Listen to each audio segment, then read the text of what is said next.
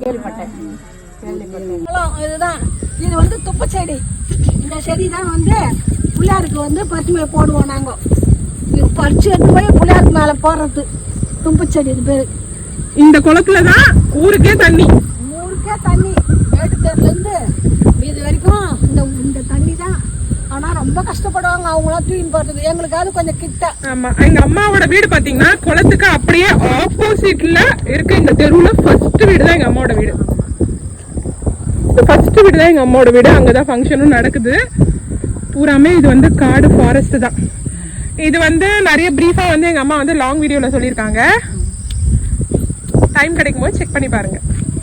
இந்த குளத்துக்கு மேலதான் சிவன் கோவில். இதுதான் ரொம்ப பாழடைஞ்சிருந்தது. இப்ப அது எல்லாமே கிளீன் பண்ணிட்டு இந்த கோவில் இப்ப நிறைய சாமி கும்பிட ஆரம்பிச்சுட்டாங்க.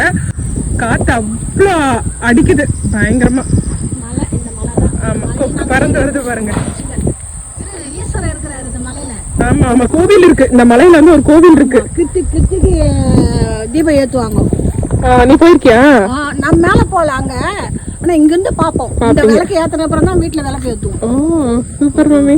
அங்க தெரியும் ஏத்தறது. அந்த மேடா இருந்து பாரு. ஆமா ஆமா, வீட்டுல தான் ஈஸ்வரர் இருக்காரு. Okay okay.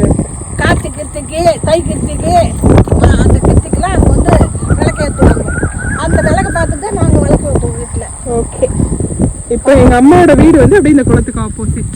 Okay, tata bye bye. நாங்க இப்ப கிளம்புறோம் ஃபங்க்ஷனுக்கு. டாடா சொல்லு. டாட்டா. எவ்வளோ வருஷம் கழிச்சு வரமா எங்க அம்மா வீட்டுக்கு. எவ்வளோ வருஷம் பாக்குறதுக்கே மனசுக்கு ஒரு இதா இருக்கும். ஏன்னா ஒரு ஃபங்க்ஷன் கூப்பிடுவாங்க. யாருன்னா போயிட்டாங்கன்னா கூப்பிடுவாங்க. அவ்வளவுதான். இல்லைன்னா வேற எதுக்குமே கூட மாட்டாங்க.